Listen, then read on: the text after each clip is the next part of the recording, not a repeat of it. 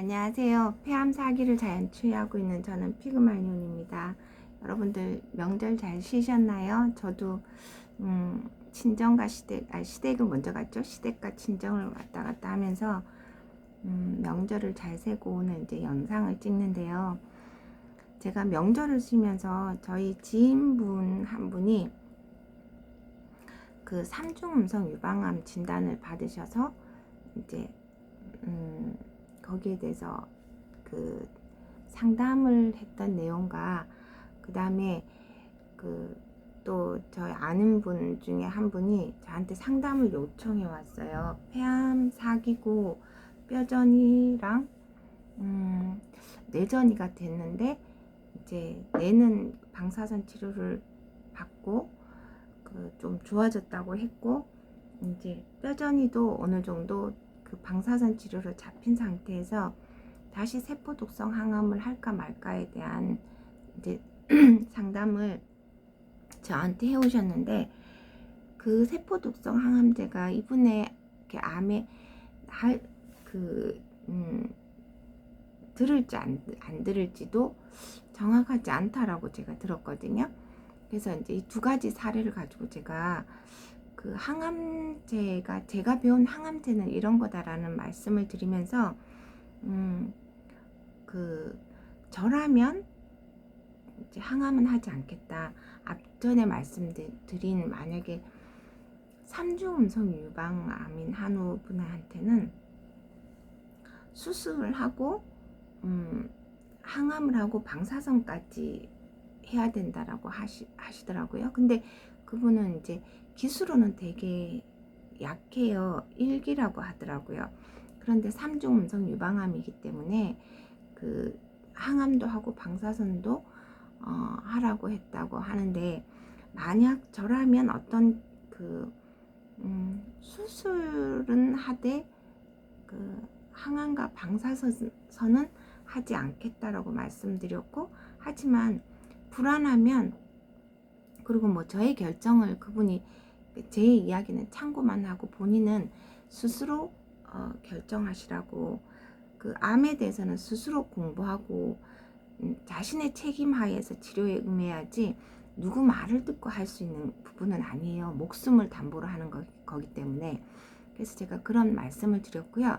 그런데 제가 저라면 항암하지 않겠다라는 말씀을 드리는 이유에 대해서 오늘 설명드리고자 합니다. 제가 배운 것에 대해서 여러분들한테 공유해 드릴 거고, 여러분들의 결정에 도움이 되셨으면 좋겠습니다.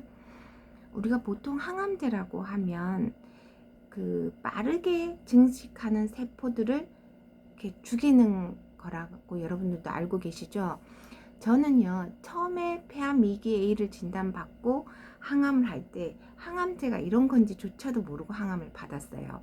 그러니까 되게 제가 무식했던 거죠. 저는 그냥 항암제의 부작용은 제가 그냥 약을 썼을 때 병을 낫기 위해서 내가 감수해야 되는 고통이지, 그게 나의 정상세포를 망가뜨려서 나오는 증상이라는 것조차도 저는 몰랐거든요. 정말 암에 대해서 공부를 전혀 하지 않았고 그냥 병원에서 시키는 대로만 하면 된다라고 생각을 했었죠. 그런데 제가 이제 공부해 본 결과 이 항암제는 항암제라는 이름이 사실은 맞지 않아요. 항증식제, 즉 빠르게 증식하는 것을 빠르게 증식하는 세포를 눌러서 없애는 약이거든요. 그래서 우리 몸에는 암세포는 특징이 빠르게 증식하잖아요. 그러니 그런 세포를 죽이는 역할을 하는 것이 항증식제, 우리가 말하는 항암제의 역할인데, 우리 몸의 세포들 중에는 암세포 말고도 건강한 세포들도 빠르게 증식하는 것들이 있죠. 모발세포가 그렇고요. 생식세포가 그렇고, 점막세포가 그렇고, 골수세포가 거기에 해당돼요. 그러니 우리가 이제 항암을 하면 사람들이 머리가 빠지잖아요. 이 모발세포가 빠르게 증식하는데 항증식제가 들어가면서 얘네들을 죽여버리니까 머리가 다 빠집니다. 그 정도 고통은 감수할 수 있다라고, 뭐 머리는 빠졌다가 항암이 끝나면 다시 나니까 감수한다고 치고, 또 생식세포를 파괴시키는데, 이제 뭐 보통 암에 걸리신 분들은 나이가 조금 있으신 분들이니까 뭐 자녀들을 다 낳았으니 더 이상 뭐 그거는 또 포기해도 된다라고 손치면요. 문제는 점막세포인데, 이 점막세포는 면역계에서 굉장히 중요한 역할을 하거든요. 우리가 면역력이 있어야 병에 대응을 하잖아요. 그런데 이런 면역세포들을 손상을 시키니까 문제가 되는 것이고, 그 다음에 골수세포, 이게 더 중요해요. 우리 골수세포는 이 골수 안에서 백혈구를 만들어내거든요. 그 백혈구 안에는 T세포와 NK세포와 같은 그 암 치유의 핵심이 되는 면역세포들이 있는데, 그것들을 이 항증식제, 항암제가 없애는 거예요. 그래서 여러분들 그 항암하러 가면 백혈구 수치, 뭐 호중구 수치가 낮으면 항암을 뒤로 미루기도 하잖아요. 항암을 하면 이 백혈구 골수세포를 손상시키기 때문에 그렇습니다. 그러니 이제 이게 득이냐 해냐를 계산을 해서 생각을 해서 선택을 해야 되는 거고요. 그런데 이제 문제는 뭐냐면, 이 그 암세포의 종류에는 두 가지가 있다 그래요. 하나는 뭐냐면 CSC, 캔서 스템 셀이라고 해서 암 줄기세포라는 게 있고요. 그 다음에 NCSC라 해서 Non Cancer Stem Cell이라고 해서 빠르게 증식하는 미숙한 암세포, 이렇게 두 가지가 있는데, 이게 암세포 덩어리가 이렇게 있으면 CSC라는 것은 암의 줄기세포라고 해서 암 덩어리의 1%에서 2% 정도의 양인데, 얘는 증식을 하는 성격을 가지지 않았다고 합니다. 그러니까 우리가 항암제로 죽일 수 있는 거는 그 NCSC라고 하는 일반적인 그 암세포, 빠르게 증식하는 암세포만 죽일 수가 있는 거죠. 그런데 NCSC라는 이 암줄기 세포는 증식을 하지 않는 세포이기 때문에 항증식제, 항암제로 사멸이 되지 않아요. 그거를 어떻게 비유하냐면, 그 일반적인 암세포라면 그 줄기세포는 여왕벌의 역할을 해서 가만히 있다가 확 증식을 시키는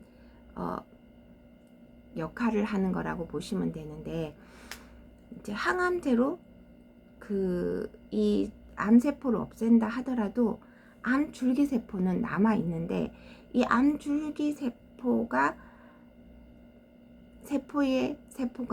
다시 우리가 재발이나 전이가 암세포로 다시 재발되신 분들은 이 세포가 확 퍼뜨리는 거죠. 그 암을 다시 만드는 거죠. 증식세포를 빠르게 증식하는 NCSC라는 그 암세포를 만들어내는 거예요. 그러니 그 재발과 전이가 되신 분들은 이 항증식제인 항암제가 잘 듣지 않는다는 말이고요.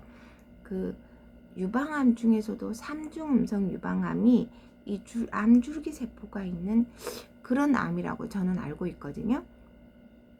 그래서 얘네들이 활동하지 못하게, 암줄기 세포가 활동하지 못하게 하려 그러면 방법은 뭐냐면 우리의 그 몸의 환경을 바꿔줘야 돼요. 몸의 환경은 크게 외적 환경과 내적 환경이 있는데, 뭐 외적 환경은 우리가 이제 저런 거 좋은 공기를 마시고 좋은 물을 마시고 햇볕을 쬐고, 그 다음에 좋은 음식을 먹어주는 그런 환경을 바꿔주면 되죠. 이 외적 환경은 사실 바꾸기가 쉬워요.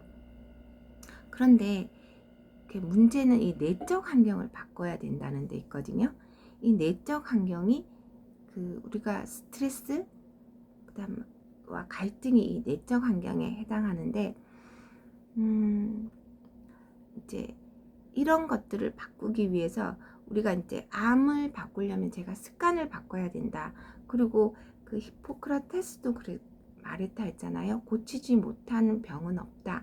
단지 고치지 못하는 습관이 있을 뿐이라고 말했는데, 바꿔야 되는 습관에는 생활 습관과 생각 습관이 있다라고 말씀드렸죠.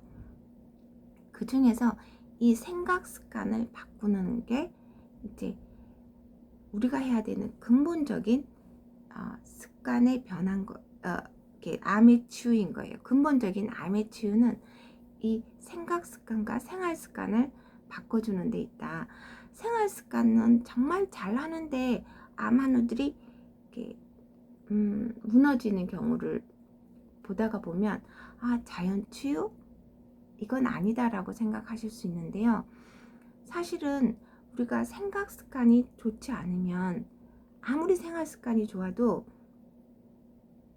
이게 치유가 일어나지 않아요. 매번 말씀드렸지만 내가 극도의 스트레스와 갈등을 가지고 있다면 혈관이 수축되어서 혈액순환이 되지 않고 우리 몸에 산소 공급이 되지 않거든요. 그러면 산소 공급이 되지 않고 이렇게 몸의 체온이 낮아지면 그 환경에서 살아남으려고 정상세포가 바뀐 것이 암세포란 말이에요. 그러니 내 내적 환경을 스트레스와 갈등에서부터 벗어나 버리면 이 암세포는 후성 유전학에서는 다시 정상세포로 돌아간다라고 했습니다. 그게 그 줄기세포가 정상세포로 돌아가게 해야 완치라는 게 이루어지는 거예요. 그래서 제가 매번 말씀드리지만 물론 항암으로 어느 정도의 암을 다스리는 것도 중요하지만 근본적인 치유에서는 이 습관을 바꿔줘야 되는데, 습관 중에서도 외적인 환경의 습관이 아닌 내 마음의 스트레스와 갈등을 이렇게 풀어주는 그런 습관들을 들여주는 것이 암 치유의 핵심 중에서 핵심이라는 말씀을 다시 한번 강조드리고 싶습니다. 오늘은 여기까지입니다. 감사합니다.